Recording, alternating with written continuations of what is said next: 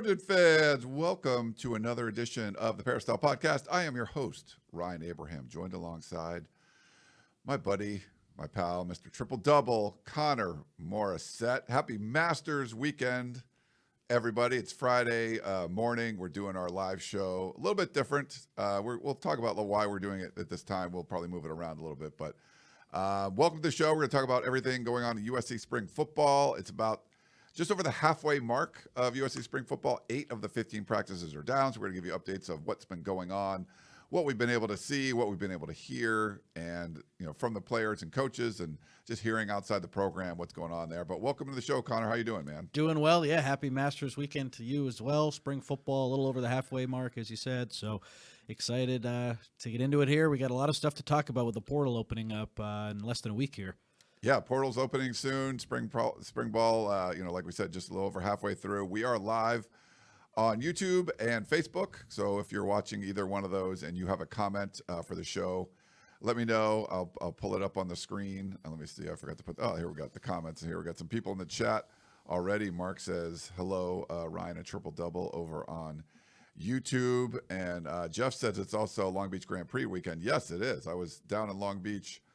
Got a drink down there with a friend, and I'm actually playing golf on Sunday in Long Beach. But there's all kinds of streets closed down there, so they got the Grand Prix and everything going on. But yeah, hi to everyone. If you're watching live on YouTube or Facebook, thanks very much. Please put comments in there or questions, and we will get to them during the show. If you have questions you want to send to us during the week, you can email us. That's the best thing, podcast@uscfootball.com. You can also call or text us at 424-254-9141. And if you have the Apple Podcasting app, we do love to get your feedback. Leave us a 5-star rating review. Those are awesome. You can do it on Spotify as well. We got some new reviews we can read for you. Let's see what we got here. Yeah. First up, this is who's this from? It's from DJ Jeffrey. So he's a DJ. Hello, Trojan fans. The P does not miss. From the Godfather Ryan Abraham to Mr. Backwards Hat himself, Shotgun Spratling to 10K and Hurricane, Triple Downer Morrissette. Told you that's coming. He's a realist, not a pessimist. No better place to get your USC news and analysis. Like Trader Joe's Orange Chicken, the P Gang doesn't miss. Oh, that's really nice. Thanks to that one. We also have Matt Davin,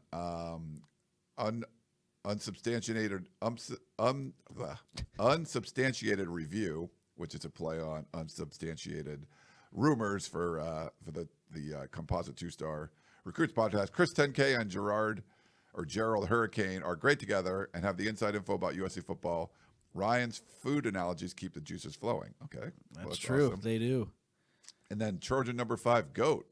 This is about the Composite 2-Star and Peristyle podcast.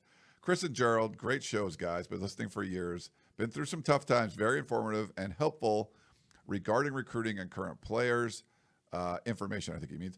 One point I want to make in regards to last year's early high-profile commitments is that these kids are local and not from the South. Having Bowden and the rest of the front office staff will make a huge difference. Love you guys. Fight on, from Alex. Thank you. Some nice reviews. Yeah, they're good reviews, and I agree. I think it's easier to keep earlier committed local kids than some of the out-of-state ones. Especially if you read the War Room today, that would make you agree with that. Oh, some good War Room stuff in there. Yeah, if you're not a member, go over to uscfootball.com. You can subscribe, and you can do it for 50% off right now. So it's don't be one of those filthy casuals. Get in there and subscribe. You will not regret it. The VIP stuff is great. Looks like the chat's going pretty well. We are going to do the last couple of weeks we've been doing these shows combined with a House of Victory player interview. We're going to change that up a little bit. So we're going to do our live shows, probably not on Fridays anymore. We'll probably do it in the middle of the week. But then when we can get a player, we will still interview a player. This week, we're going to interview DJ Harvey. He used DB for Virginia Tech, then San Jose State, now at USC. But we're not going to do those live. So we'll put them up on YouTube, but they won't go live like we do for these shows. So we'll get that player interview. Should be up a little bit later today on Friday. We're recording this Friday morning as we watch the Masters a little bit and stuff too. So that's going to change how we're formatting these a little bit, but it's been great. I think House Victory, USC, like these player interviews. They've been awesome for us the first 2 weeks of spring ball, doing Jean-Ray Reed and then Jamal Jarrett. Those have been great. They were great interviews, and I had a lot of fun with them. So I'm looking forward to doing more of these, and I think DJ Harvey will be good too. Yeah, he'll be great. The first local transfer to speak with us this offseason, so excited to chat with him. And he had a really good first interview when we got to speak with him after practice, I think, last week. So excited for the fans to get to that one, and that'll be coming up soon. Yeah, he's one of those guys that shakes your hand and everything too afterwards. So he's a good dude. Well, so I'm looking forward to talking with him. Want to talk about Trader Joe's because they've been our sponsor for several years. Appreciate them. If you pull up, so I always like pull up the website, see what's cooking, and they were talking about some of the flowers, like the flower arrangements, and there's a video story on TraderJoe's.com if you want to talk about it, because the flowers are great. I mean, $10, you get a nice bouquet you can bring to someone that's important to you in their life that likes flowers, and they'll love it. But there's a story on that. But scroll down a little bit, and there's this yellow mini sheet cake. It's actually gluten-free, which is crazy.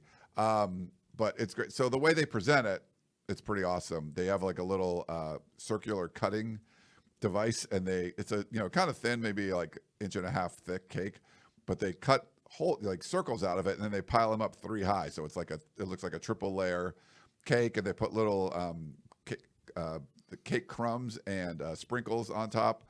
It looks really freaking good. I'm like, dang it, I really want to eat that. But the sheet cake, go check it out, the yellow mini sheet cake. And if you want to, I might just take 2 or 3 of them together and pile them up and make I love layered cake. I don't know, but just to see that, it's really caught my eye on the website. Did you go on Tuesday for the new Easter-themed color tote bags by any chance? Maybe spring-themed, probably not Easter-themed, spring-themed. Yeah, I didn't see those, no, but those are real popular. Yes. Right? Chloe had me wait in line at 8 a.m. Tuesday up in Studio City at the Trader Joe's. The line was out the door. Bought all 4 of them for her, and people were very excited about the bags. And then there was one guy in the line who didn't understand. People wait in line for these bags. What's going on? This is ridiculous. I just want to get some milk. Yeah. He was let in after, once he realized that he didn't have to wait in line to go into the store if he wasn't buying the bags. But, big frenzy on Tuesday morning. Glad to get those before practice. And those bags, the demand for them is crazy. So I imagine they're sold out now, but I got my hands on some, so that's good. Oh, great. All right. Well, I'll have to look at those. Yeah, if they're sold out, I didn't realize that. I'm going to put something in the chat if you are on there, and just to let you guys know real quick before we jump to the show, sorry for the long intro, but I'm riding in the Tour de Pier, which is a charity to fight cancer. I've been doing it, 5 or 6 years. I'm actually one of the I'm a guest instructor. It's a spin class, basically, for 400 people, 400 bikes. I'll put a couple of pictures up on YouTube and Facebook if you're watching. But you get up I'm on one of these satellite stages. We have a whole bunch of people in front of us, and we're riding to fight cancer. There's different cancer charities, 3 different cancer charities that are involved. It's at the Manhattan Beach Pier. It'll be on May 18th, and I have a goal of raising $5,000 to fight cancer. So I've been able to hit my goal every year. I increased it a little bit this year. So if you want to, I know that I put the link in the chat. It'll also be in the show notes and on USCfootball.com, but it's support.pancreatic.org/go-to/Ryan is my page. But I know it's a little clunky, but if you can find it, I put it on, have it pinned on my Twitter account as well. So if you want to donate, that'd be great. We love it.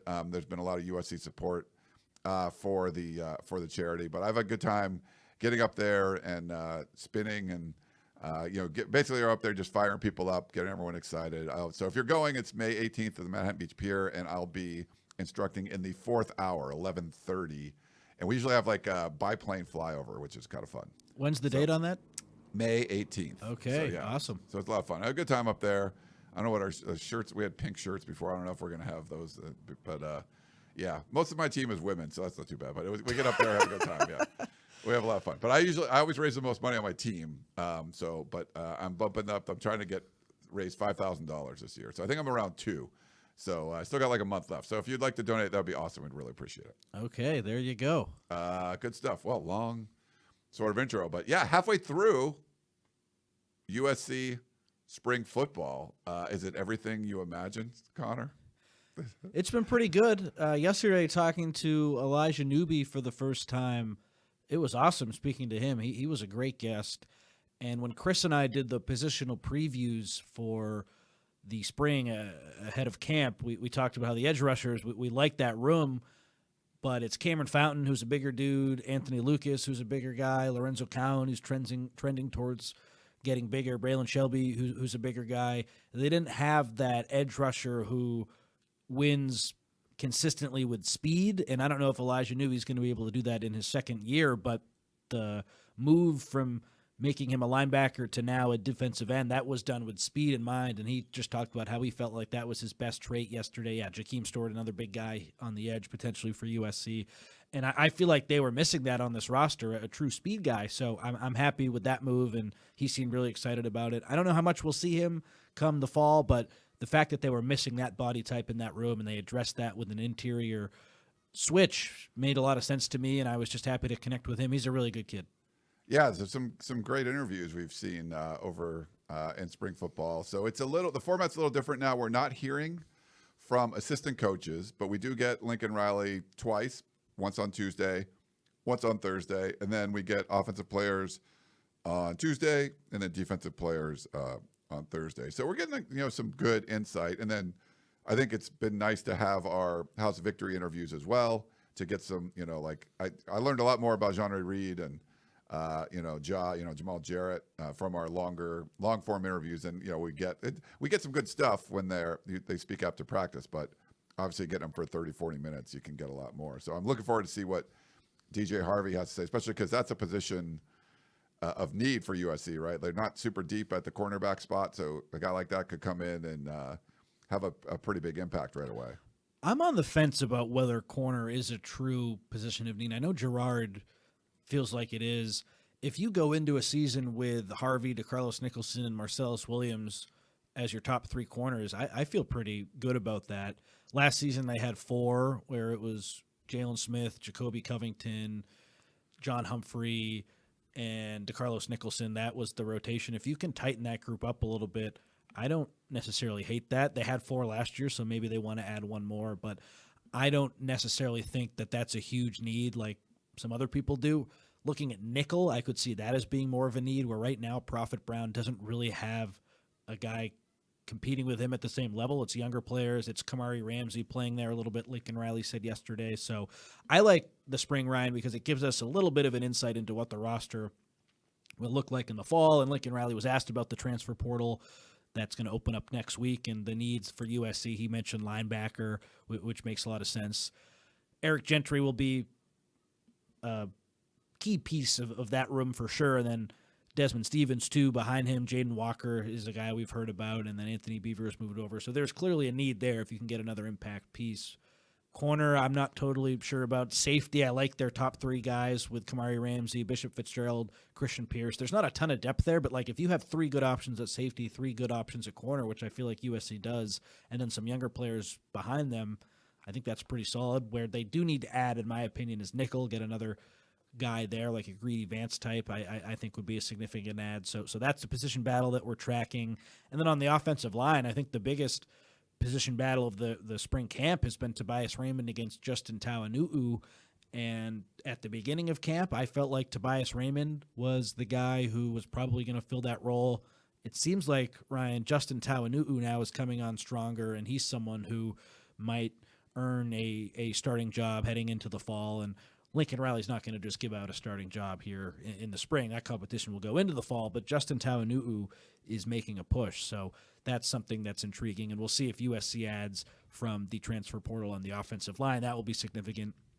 If they go out and add a starting caliber tackle, that to me would be a little worrisome, where it's, hey, we don't trust either of these guys to win that right tackle or to be our right tackle come the fall. So we'll see how that plays out. Running back, that room is deep. Lincoln Riley talked about Wayman Jordan and how he just really likes that room. I consistently have said this spring. I do think they're going to go with three running backs, and those guys will all feature, where it's Wayman Jordan, Eli Sanders, and Brian Jackson. Receiver, I think they could add a body. I know I'm just kind of going through all over the roster here, but the biggest position battles to me have been the nickel one, Prophet Brown. Looks like it's him. Who else is really pushing him? We don't know, so the portal would make sense there. We know there's going to be a linebacker add, most likely. don't really feel like there's a big need at corner and safety, but we could see an ad there at receiver. I'd like them to see them make a move. What are they going to do on the offensive line? Stuff is coming together a little bit, and it's been fun to follow it all. So sorry to confuse people as I go all around the roster there, but any follow-ups you have, Ryan, I'm happy to talk more. Yeah, that was all over the place. That's okay. Well, we can do some of the individual stuff, but you talk about the offensive line. Yeah. We did get to hear for Justin, it was interesting. He was kind of nervous coming into the interview. We got to you were there with him. Yep. Yeah, you talked to him on Tuesday, but he killed it. He did a great job. And if you don't remember, he had to go in. Elijah Page got injured in the bowl game, and Justin Tauanuu gets thrown in there and played pretty well. But he was really like genuine when he was talking about that experience and his confidence. He felt he played. He didn't think he was going to do that well, and he actually played pretty well when he went back looking at the film. But yeah, I think that seems like one of the more interesting battles that USC is going to have, and this spring. Certainly. So that's been a battle too, and where I think like when the David Bailey transfer portal saga that wasn't really a saga with USC happens, like why did I want them to pursue David Bailey? It's because at defensive end, you can rotate a bunch of guys, and it's not just one defensive end in there for every defensive snap. Whereas a right tackle, like if you feel good about Justin Tauanuu or Tobias Raymond, and then having one of them be your swing tackle, that guy's going to play ideally every offensive snap. So I push back on like, oh, we need to go get another tackle. Not if you feel good about those two guys, because one of them ideally is going to be there the whole season. Whereas the defensive end, like it's a premium position, of course, like tackle is, but it's a premium position where you rotate a lot. So like adding David Bailey to a room with USC's edge rushers, I think would make the team a lot better. Whereas if you add a right tackle who isn't going to be an NFL prospect moving forward, like, is that really helping your team if you already have these two guys there who ideally will just play the whole season? So I just felt like that was a area where they could really improve the team. Now, if there's a tackle out there who's amazing and wants to come to USC and they could plug and play him, so be it, if they're not sold on their options. But I just think there's a difference between adding someone at a position where you rotate and adding them at a position where you don't when considering depth. Like, you can never have enough depth at the edge, whereas at offensive tackle, like, if a guy gets hurt, that's too bad, but I don't think you can go in thinking, oh, this guy's going to get hurt and someone else will play when there's no injury history. Like there isn't really one with Tobias Raymond and Justin Tauanuu just because they haven't played a lot, but they have been healthy pretty consistently throughout their whole careers in practice and stuff. So just have a differing opinion there than some people, I think. Yeah. I just want to shout out. Ted said, glad to donate. Thanks. Shout out, Ted. He donated. Thank you for my little actually wearing, this is my Tour de Pier there shirt. You go. Yeah. So I like their workout shirts I get from them every year. So yeah, you donate like a certain level, and then you get like a little swag bag, and they always have good work. I wear the workout shirts a lot. I like that. Some of the other, I know you mentioned DeCarlos Nicholson too. He was someone that spoke at practice yesterday. I think Lincoln Riley talked about him coming back. He's someone that like entered the portal, and there was the whole JC thing and being able to get an extra year eligibility. But it looks like he's someone that could have a pretty big impact in the secondary. Absolutely. And we asked him why he entered the portal for that one-day stretch or however long it was, and he just said, I overthought it. I wasn't thinking clearly.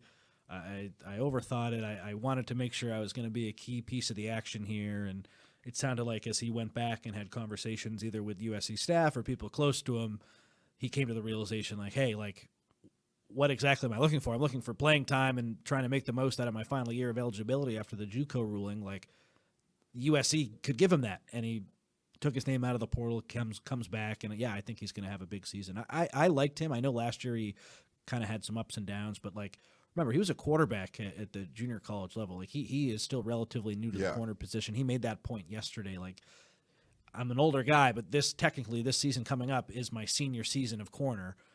And I like his length. He's got good speed. He was beaten in that A&M bowl game for a big completion, but I actually felt like that was a really good rep from him, and that was just a perfect throw and catch from the A&M quarterback to that receiver. Like, I didn't think he really did anything wrong on that play. So I think he has room to grow, which we've seen this spring, and can be better and play into a starting level cornerback on a Big Ten team that hopefully is competing for a conference championship. I like him a lot. I'm glad he's back. I appreciated his honesty yesterday, and I think he's going to be a key piece to the puzzle. Yeah, that was a weird one when he entered the portal, and you're like, can he enter the portal because does he have any eligibility left? And it's like, oh, he has eligibility.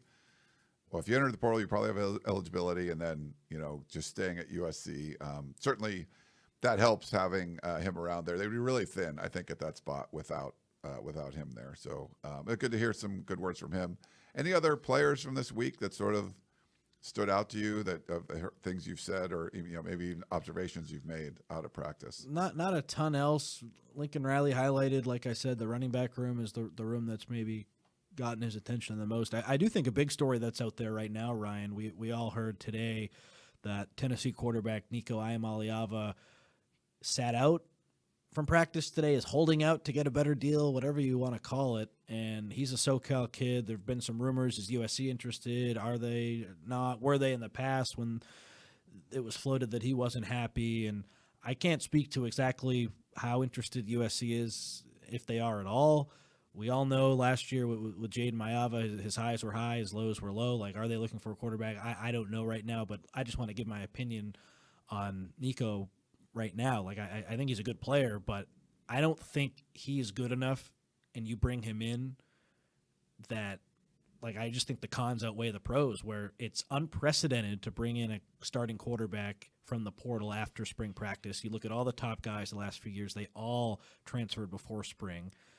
You had the potential to ruin the locker room, potentially, if you build up Jaden from last season and he's the spring starter the whole way, clearly the top guy, and then you totally undermine him, totally undermine Hassan Longstreet, undermine Sam Heward, guys who Nico's better than right now, but, like, I feel like you kind of have your quarterback room set, and I do think Nico's better than Jaden Maiava, but not by much, and I could see Jaden Maiava having a better season than Nico Iamaleava moving forward. Like, it's a big NIL price. Just the cons to me outweigh the pros. Could he come to USC potentially and excel and have a good year? Yes, I don't rule that out, but, like, there is so much that could go wrong if USC were to bring in this guy after the spring, and we'll try to learn more and see what happens. But to me, that would be a pretty big red flag. Like, DJ Lagway, I think, is different, where, again, he's not entering the portal. This is all speculation. Like, if he were to be available, that's a guy who, okay, you have to make that move because clearly he's better than what you have.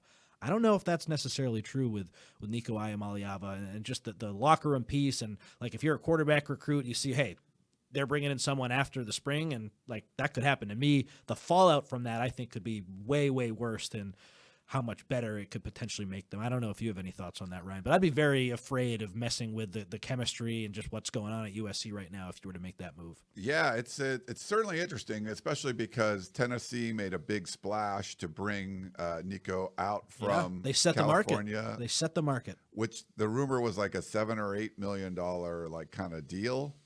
Not in 1 year, but and to be essentially holding out when you're already getting paid a lot of money. And it's not like he came in and set the world on fire. I mean, was Lagway the Florida, DJ Lagway? Like, and all the national media is high on him. He had some highs and lows last season playing as a first year guy, but, like, his ceiling, he would fit that Riley scheme. Like, Riley recruited him out of high school, and that wasn't necessarily the case as much with Nico. Like, there are some pretty key differences there. There are, but Lagway's, like, he came in, like, Florida was struggling, and they had the toughest schedule in the country probably, and then they win, like, their last 5 games or something. He comes in, and they're like, everyone's like, oh yeah, that dude's legit. He's also banged up right now too. Right there, but I'm not. This isn't about a fit for USC. I'm just saying in general, like, he's someone that's a young quarterback that you go, oh my God, he could be number 1 pick or something.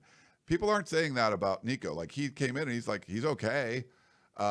He's had some good and some bad, but it's not like you were this highly ranked recruit that got paid a lot of money and then, whoa, he's even better than we thought. We got to pay him more. Like, it's like, exactly, he's good. Like, but he's worth the deal that he's on. Yeah. I mean, you could argue not quite worth the deal that he's on. I think them making the playoff, that's enough. I know that was an awful game from him. He didn't play well, but just like Ohio State was a juggernaut. Yeah, getting out of that conference and making the playoff, you pay your quarterback $2 million or whatever it was. Maybe they had a renegotiation since. Like, that to me seems like a fair market value. Now, I will say this, Ryan. Again, I don't want this move to happen, but in terms of a system fit, like Nico is mobile. He doesn't make a lot of mistakes. The high-level plays, like I think Jaden Maiava made more high-level plays than I saw Nico make. Outside that Alabama game, he was pretty good. But, like, if we're asking, is this guy fit in the system? Yes, he would. But, again, I do not think that this is worth pushing for. And I believe in Jaden Maiava, and I think you got to sink or swim with him. I believe in his ability. Yeah, I put some comments up.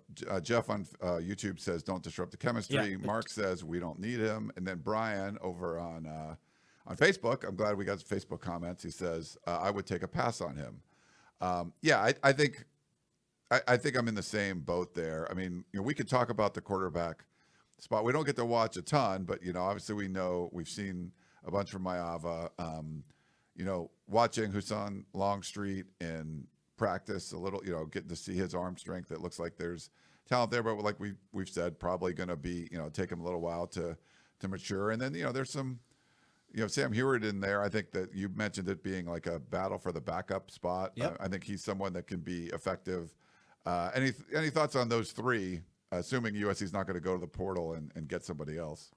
I like the three. I think there's a good mix there where Jaden is the established starter, where Riley did say at the beginning of camp, every day is a competition, and Jaden's still competing to win the job, but clearly if everything stays the same, he's the guy. And then that battle for the backup job is fascinating because Malachi Nelson was not able to beat out Miller Moss in his true freshman season, and then he ends up leaving. It's a different situation now, but it's similar in the sense that it's a 5-star quarterback trying to win that backup job in his first year on campus. So if Hassan can do that come the fall, he's the backup guy, that would signal to me that he's on a different trajectory than Malachi Nelson was, which would of course be a good thing. And yeah, my feelings haven't changed where I feel like it's a battle for the backup, not a battle to really push Maiava. And if USC were to make a quarterback change, that would be pretty bad because you want Maiava to win the job, to show that, hey, Lincoln Riley, he's still that great quarterback developer. The schedule is very easy at the beginning, so ideally Maiava can make some of those adjustments and hopefully have fewer turnovers and get some confidence. Like if you were going to have a quarterback change, as we've said on the show, Ryan, it would make sense to do it before the season because you have that soft landing zone out of the gate. It does not make sense if Maiava struggles after those first 4 games to make a change because then it gets really difficult. So just everything leads me to say it's Maiava. Just like last year, everything led us to say it was Moss, and it was Moss, and it didn't work out as well as everyone hoped, but it's a similar situation where Maiava's the guy, and I don't foresee them going to the portal unless someone crazy enters, and I don't even think there are like that many exceptional quarterbacks going in to this season. Like Maiava, his ceiling's high, and he's not on any of the top 10 lists right now, but would it shock you if he had a good season with Lincoln Riley as this great quarterback guru and emerges as a top 10 quarterback in college football at the end of the season? I don't know if I'd bet on that, but is it possible? Absolutely. Yeah, I think it's possible. I mean, I've listened to some national college football podcasts and talking about top quarterbacks, and I think the Cover 3 guys they had a whole huge list, and like Maiava was nowhere on it. I was thinking about that, like, wow, like for a Lincoln Riley offense and their quarterback's not even like an afterthought, like not even mentioned, and some of those things. I think that's a little concerning. And like Drew Aller's the third guy on Bud Elliott's list. We all know my thoughts on Drew Aller. I don't think he's very good. He had a great game against USC, but man, he crapped his pants in a pretty big spot last season. He doesn't do stuff the way you would hope as the number one prospect. Like it's DJ Lagway, it's Garrett Nussmeier, and then like Cade Klubnik's pretty good. I think Lenora Sellers is pretty good. I like Damon Williams. I like Sam Levitt, but like I don't know. Is Jaden Maiava that far off from some of those guys? I don't think so. No, and that's what you have to show. Like he's got to be. It's better to be on that list at the end of the season and not the beginning. Like, yeah, but exactly. They're not getting he's not getting the hype that some of those guys are getting for sure. But that's going to be up to Lincoln Riley this offseason, developing him, making sure that his floor is raised and the ceiling keeps pushing higher. There's a high ceiling there, but the floor has been pretty low. So you need to limit that roller coaster activity where you have highs and lows and pretty big swings on highs and lows, like my golf game a little bit. So I don't want that. Speaking of golf, how are we doing on the Masters? Hopefully it's good. Yes. So we'll talk about the portal a little bit. I think that's one of the things Lincoln Riley, I believe on Tuesday, was talking about. He had mentioned, it sounds like they're open to. It wasn't anything where he was like, "Oh, we're going to go get a this or go get a that," or like a linebacker or whatever. I think he mentioned the linebacker position. The vibe I got from what he was saying, Connor, was more about, it's not like, okay, we need to go get an offensive tackle or we need to go get a nickel or we're going to certainly get a linebacker. It's really about, well, who goes in, and then if somebody that we feel is a high caliber player that fits our system and we need someone at that spot, then we would look at it. It seemed like there was a bunch of caveats to, if they're going to go out and get somebody, it's not just like, hey, we need that. We're not shopping for this.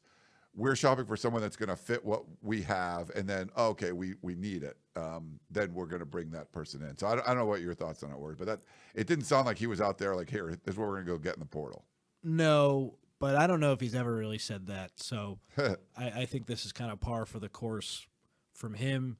Hearing him bring up linebacker is something that makes a world of sense, especially after Elijah Newby made the position switch. But yeah, of course it's going to depend on what players on the current roster potentially leave if they aren't happy with their current role. So that could affect how they do it. But I just want them to get the best possible players possible. And so when a guy like David Bailey enters, like, yes, he goes to Texas A&M. It's $2 million reportedly. It's a lot of money for a rental. I understand all that. You have a good defensive end group. You don't want to disrupt the chemistry, all that. But like at the end of the day, you need the best players possible.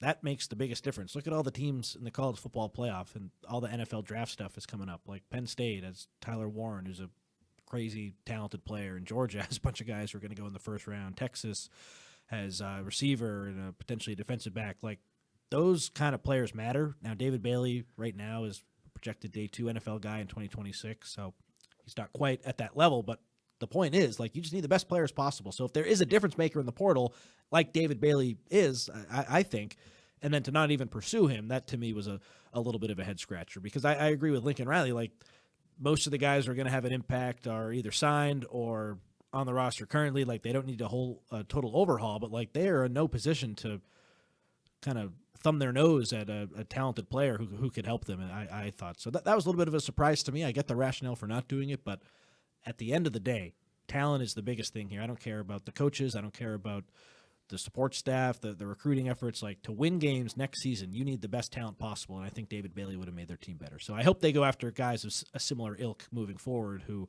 it might not be a major position of need, but if they can help the team and they're better than what you have, go get them. All right. Well, anything else, Connor? I think we can take a little break and do some questions. Yeah, that works for me.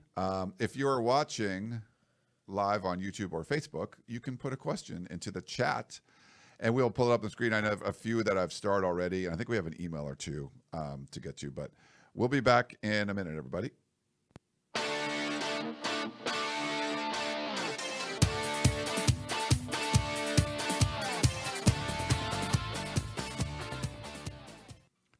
All righty. We're back here on the Peristyle Podcast. Take a glance over at the Masters. By the way, can you watch the Masters live? So right now it's 11:34 a.m. Pacific time. ESPN's coverage, I believe, goes live at noon on the Pacific Coast. How can we watch it? Paramount Plus. And you know what you do? How can you get Paramount Plus for free? It's a great streaming service, by the way. Go check it out. I'm watching Landman right now. It's good stuff. But if you subscribe to USCFootball.com, you get a free subscription to Paramount Plus. So make sure you go check out, go to USCFootball.com, sign up for the VIP membership. If you're already a VIP member and you're paying the full price, if you're not on a trial, one of the bargain prices or the promotion prices. So if you're getting 50% off, it's great. You get half off, but you need to be paying the regular price to get Paramount Plus also, because that's over $100 a year value. So you pay the price for USCFootball.com, and basically you're getting Paramount Plus for free.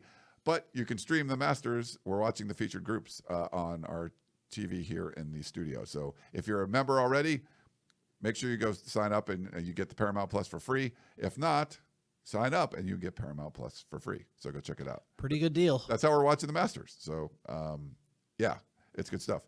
Okay, so let's see. We had an email question that came in. Our buddy Frank in Sacramento unless you lose the bowl game. I think this was about. Let me pull it. I forgot the subject. Let me pull it up here real quick for Frank. Bowl games are meaningless was the point of this. So sorry, that was his the intro. He puts his introduction in the subject of the email. I didn't copy that. So bowl games are meaningless unless you lose a bowl game. USC beating Louisville and Texas A&M or anybody else in a bowl game doesn't mean much, but USC losing to Tulane is inexcusable and started that first calls for Lincoln Riley to be fired. The moral of the story is don't ever lose a bowl game, meaningless or not. Frank in Sacramento. You think that's fair? There's like no upside, but all downside? Like that seems kind of pessimistic. Even for, double downer. Triple downer. Triple downer. No, I just think like the lesson from the Holiday Bowl last year, I think like it's kind of a double-edged sword where it's like, okay, we have our quarterback, and it's like, oh, well, maybe not. But then like Jacoby Lane has this huge game. It's like, okay, like we have a great receiver going forward.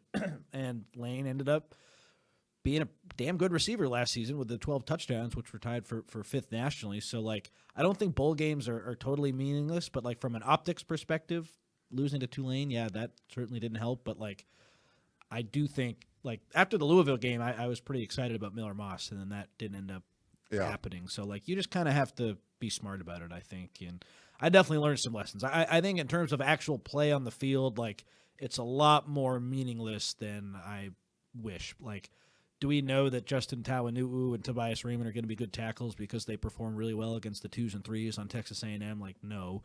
But Jacoby Lane catching 3 touchdowns and having over 100 yards, like that was a little glimpse of what he can do. And I think like that kind of makes more sense because he's more proven. So I don't know if I totally answered the question, but it's just tricky evaluating bowl game stuff. Yeah, it's not meaningless. And I mean, there's certain games like if it's game 12 and you're looking at something that happened in game 2 of a regular season, like game 2 wasn't meaningless, but there's different values associated with that. And you have to, there's a lot of context to what is going on. Like you said, the offensive line played well, but their defensive line they were playing against, all the starters were gone, things like that.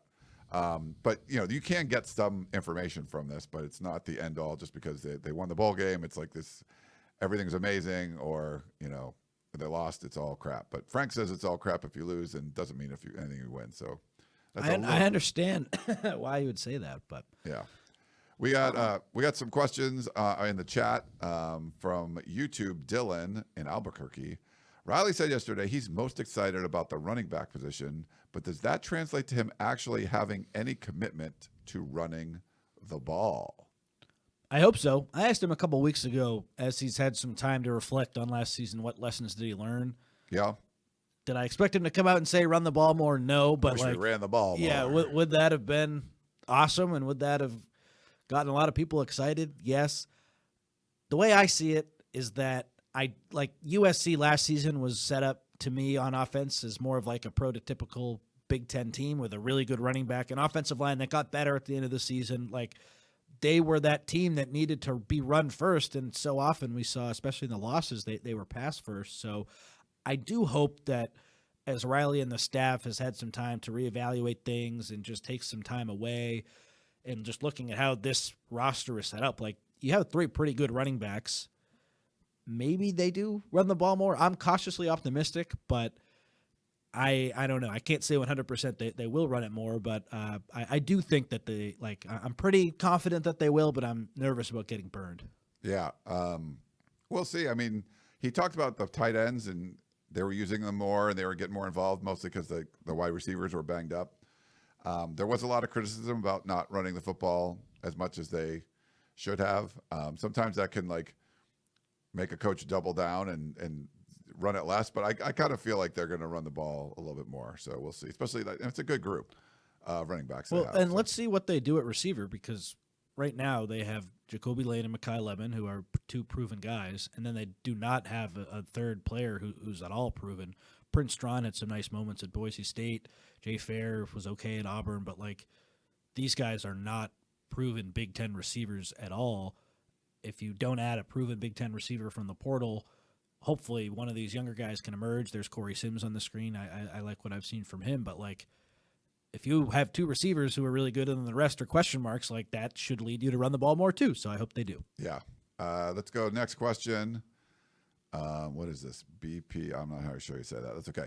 Any Trojans might be portal entry surprises. No need to name names. I don't think so, because a lot of guys who were on the fence renegotiated deals or just simply negotiated deals with the previous window. So, like, the fact that they didn't enter then meant that they re-signed and they will be back. So maybe someone ends up not being happy with what they're getting and they enter. Like, I'm not saying it's impossible, but that would surprise me out of the big name guys. And let's see what USC adds. Like, it's going to be a revolving door. Say they do get Nico. I'm not saying they will, but say they do. Like, obviously that would affect Jaden Mayava. So it depends on what happens in terms of incomings. Then I do think if a guy loses a position battle, would it be a shock if he left? No. Yeah.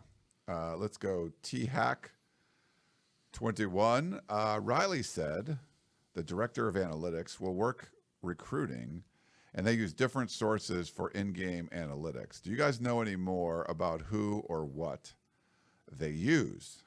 No, I wish I had asked a follow-up to that.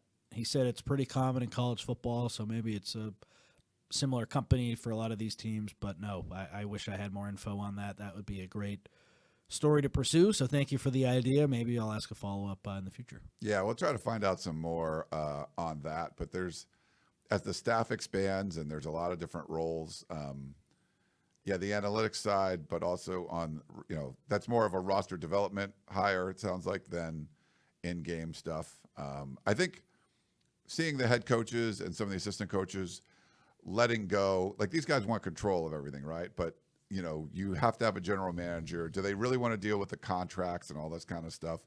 So it is progress to see head coaches sort of let some of that responsibility go. But the in-game stuff is like, that's their baby, right?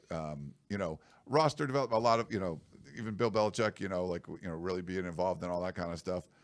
But as a head coach, like, you want to, like, pick your team essentially, but do you want to renegotiate contracts and stuff all the time? I think that's sort of, they've allowed some of that to be outsourced. The in-game stuff, I think it's harder for them to outsource. True, but in the NFL, like, look at the Lions. Dan Campbell goes for it every time. I know that's his thing, but that's also the front office saying this gives us the best chance. Yeah. Go for it. Like, they wear headsets for a reason. There's an analytics guy in some programs who will say, hey, the math says to go for it here, and then they go for it. Yeah, so it of course falls on the coach at the end of the day to make the decision, but there are people in their ear who are telling them what to do. Look at how much baseball has changed too. Like, the managers now are just glorified, like, camaraderie guys. Just, keep everyone happy. It's all the front office. Lefties up, new pitcher. This guy, after 70 pitches, gets tired. Like, it's totally changed everything. So I'm sure he has some analytics people in his ear who, the math says to do this, and then it's his job to listen or not. Yeah. Hemi Dolphins, question. USC ranked 130th out of 134 FBS teams in terms of run play percentage versus pass play percentage. Can one of you ask Lincoln Riley about how this can change this upcoming season? Yeah, I'd be happy to. I'd have to get that stat verified. It's not that I don't believe Hemi Dolphins, but I'll look at that. I know, I've known Hemi Dolphins for years. Okay, no, you can vouch for him. I don't know. No, it's a. I might, but I don't know his screen name. But yes. It's a totally fair question. And when Lincoln Riley in the past has been asked about running the ball more, he just says it's all about the game situations. And I remember last year after Maryland, he was asked about it, and he said, "Is it ideal to have the quarterback throw 50 times? No, but that's just what we thought was best." So, like, last season, he thought being 130th out of 134 teams in run play percentage versus pass play percentage was what was best. And it's tough to get a straight answer from him sometimes, but, like, I imagine that number will come down. We got a question on Facebook, so thanks, Jay. Jay Spolvita over on Facebook for chiming in. I think Elijah Newby will be good at defensive end. What do you guys think? I hope so too, but I don't think he's necessarily in the rotation right now at the top. Maybe a little bit more now than he will be once Anthony Lucas comes back, but, like, I hope I'm wrong on this, and he does play a little bit, like, as that speed edge guy, and D'Anton Lynn will use him for his versatility. But to me, like, I think he's pretty clearly behind Anthony Lucas, Jakeem Stewart, Cameron Fountain, and Braylon Shelby. And You want to rotate edge guys, but I don't know if you're going to rotate another one if it's not a proven guy like a David Bailey, as I was talking about before. Yeah. Oh, nice. Okay. That was the last one. We did have one more from Wolfslayer, but it was more about it's off topic as far as what we would consider. Wasn't really about football, but okay. But yeah, thanks for all the questions in the chat and everything. It's good to hear from the Facebook folks as well. And like I said, going forward, we will probably do these. I don't know. What do you want to do these like on Thursday, Connor? Would that be better? Yeah, Wednesday or Thursday, whatever works for you. Yeah, we kind of have a bunch of shows going up on Wednesday, but so maybe Thursday before practice. Maybe Thursday before practice will work going forward. Okay. We were combining them with the House of Victory interviews, and then it just depended on when those players could come on. But since we're going to do those separately now, and make sure you check back on our YouTube channel and USCfootball.com for DJ Harvey interview, which we'll do in a little bit. Yeah, we're going to separate those out. So we'll probably run with like Thursday. And then potentially we could get Riley to come in. So Riley Sager, who she's our new intern. So props to Jack, who's moving on, graduating from USC and covering minor league baseball. He's the play-by-play guy. What's this? Do you remember which team it is? Is it Savannah or something? No, not the Savannah Bananas. He's in the DMV area. Oh, the DMV. Okay, yeah. I forget which team, but props to him. But Riley had met at one of the classes I was speaking in at USC, the sports, I think it's sports media class. I forget what it was. Jeff Fellinger's class. One of the classes he has me come in and speak once a semester or so, and met her there. And she's been doing a nice job for us, doing some instant analysis pieces, putting together videos, highlight videos from practice, our sights and sounds. So if you're checking those out on YouTube, Riley's been putting those together. So yeah, maybe we'll have her come in. I know she's got a bunch of classes on Wednesday, so maybe on Thursday before practice she can come in and help us host the podcast going forward. But that'd be awesome. Yeah, she does a really great job. It's been fun doing instant analysis with her. And I think she's a pretty good writer, too. So maybe at some point, if she wants to write a story here or there, she could do that. That'd be great. Another great intern hire, Ryan. You're on a hot streak. I try, do my best. Keely was around for the longest. Like, we ended up hiring her full time. Yeah. So that's good. Now she's still covering USC just for the actual athletic department. But yeah, great stuff. So hopefully it's been good to see Riley sort of grow quickly into the role, and we're glad to have her aboard. All right. Well, I think that's going to wrap things up unless you have anything else. No, Connor. Good with me. Yeah, good stuff. Hope you guys enjoy, watch some Masters and have a good time with that. We'll be back next week, probably on Thursday. We'll let you guys know. And but make sure you stay tuned. USCfootball.com. We'll have the DJ Harvey interview going up. That should be a lot of fun. Looking forward to talking to him, and we look forward to talking to all of you. So thanks for the emails. Thanks for the chats, everything you got going in the chat. We appreciate all of you coming on and being a part of the show, because it really makes it a lot more fun when you guys interact with us, and we love doing it live, even though there's some of the weird times. But thanks for coming on. Maybe you're watching the Masters at home, you got a sick day at work, and you put the show on. We appreciate that. So for Connor Morrissette, Mr. Triple Double, I am Ryan Abraham. Hope you guys enjoyed the show, and we will talk to you next time.